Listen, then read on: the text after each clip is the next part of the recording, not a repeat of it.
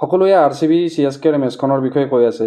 RCBয়ে play অফছত যাব নে CSK যাব। কিন্তু এইফালে ৰাজস্থান ৰয়েলছৰ শিবিৰতো চিন্তা বাঢ়িছে, কিয়নো তেওঁলোকে ভাবিছিলে যে তেওঁলোকে প্ৰথম দুয়োটা স্থানৰ কোনোবা এটাত থাকিব, কিন্তু ইতিমধ্যে KKRে প্ৰথম স্থানটো চূড়ান্ত কৰিছে। ৰাজস্থান ৰয়েলছে দ্বিতীয় স্থানটোত থাকিব নে নাই সেইটোৰ সমস্যাত আহি পৰিছে, কিয়নো ছানৰাইজাৰ্ছ হায়দৰাবাদৰ বৰ্তমান পইণ্ট হৈছে 15। তেওঁলোকে আৰু এখন খেল খেলিবলৈ বাকী আছে। ৰাজস্থান ৰয়েলছৰ পইণ্ট সংখ্যা হৈছে 16।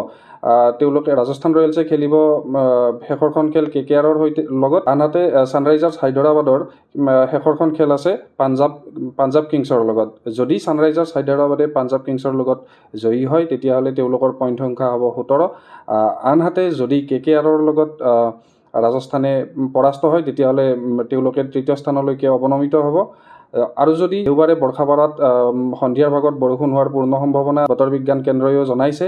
যদি বৰষুণৰ বাবে মেচখন পৰিত্যক্ত হয় তেতিয়াহ'লে ৰাজস্থান ৰয়েলছৰ পইণ্টৰ সংখ্যা হ'ব 17।